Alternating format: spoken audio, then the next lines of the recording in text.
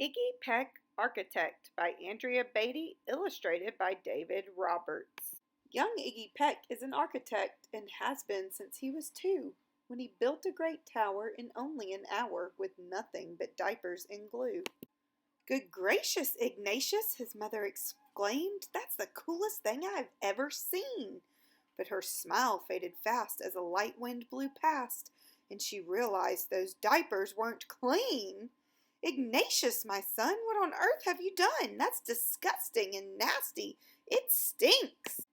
But Iggy was gone. He was out on the lawn, using dirt clods to build a great sphinx. When Iggy was 3, his parents could see his unusual passion would stay. He built churches and chapels from peaches and apples, and temples from modeling clay. At dinner one night, to his father's delight, Iggy got a bright gleam in his eye, and out on the porch built the St. Louis Arch from pancakes and coconut pie. Dear Ig had it made until 2nd grade, when his teacher was Miss Lila Greer. On the very first day she had this to say: "We do not talk of buildings in here. Gothic or Romanesque, I couldn't care less about buildings, ancient or new." She said in her lecture about architecture that it had no place in grade 2. That might seem severe, but she was sincere, for when she was no more than 7, she'd had a great fright at a dizzying height in a building so tall it scraped heaven. On an architect's tour of the 95th floor, young Lila got lost from the group. She was found 2 days later in a stuck elevator eating cheese with a French circus troupe. After that day, it's quite safe to say she thought all building lovers were nuts.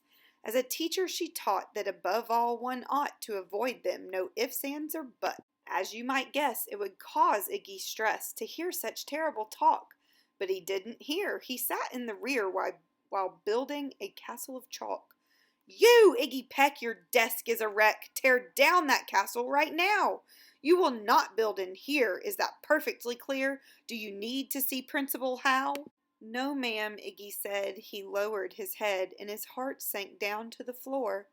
With no chance to build, his interest was killed. Now 2nd grade was a bore. After 12 long days that passed in a haze of reading, writing, and arithmetic, Miss Greer took the class to Blue River Pass for a hike and an old-fashioned picnic. They crossed an old trestle to a small island nestled in the heart of a burbling stream. But they no sooner passed than the footbridge collapsed, and Miss Lila Greer started to scream. "We're trapped here, oh my! Alas, kids, goodbye!" Her eyeballs rolled back in her head.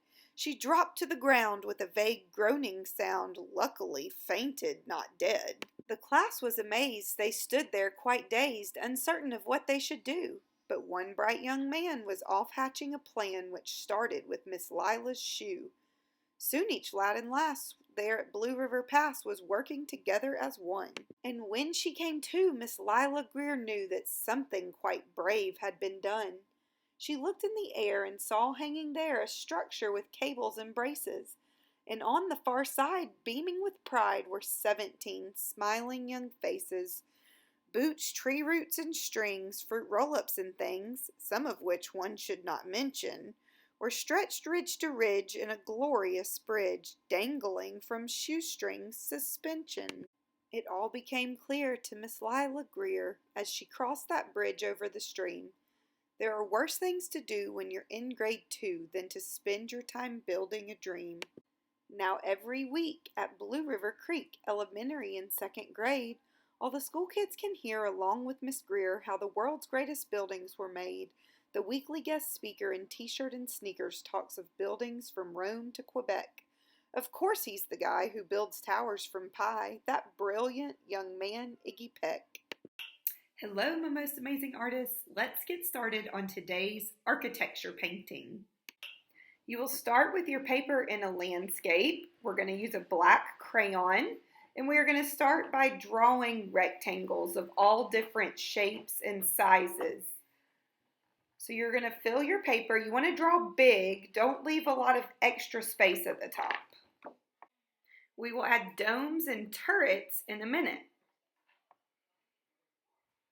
A turret in architecture is a small tower that projects vertically from the wall of a building, such as a medieval castle.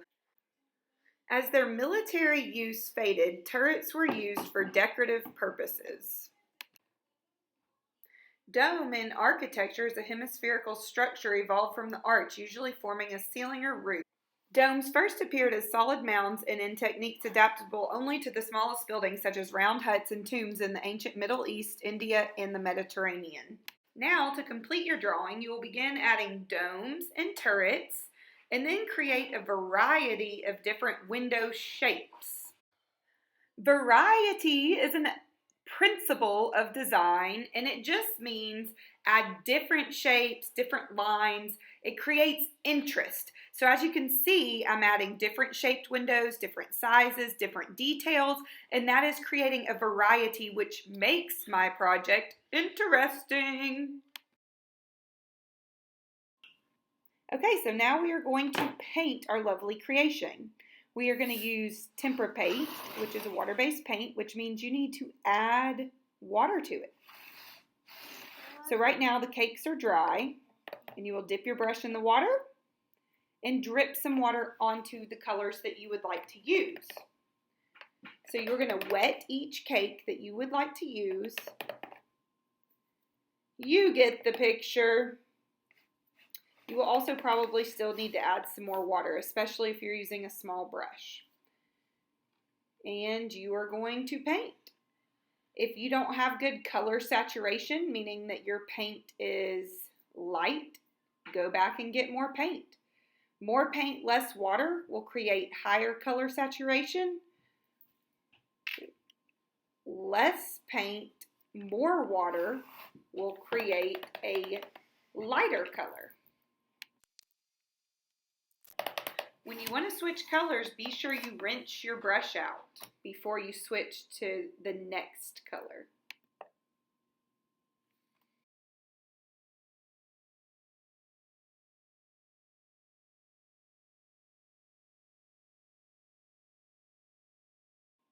As you can see, I'm using a variety of colors to make my project interesting. You might stick with one color scheme and only use 3 or 4 colors, or you may use all the colors of the rainbow like you see me doing here.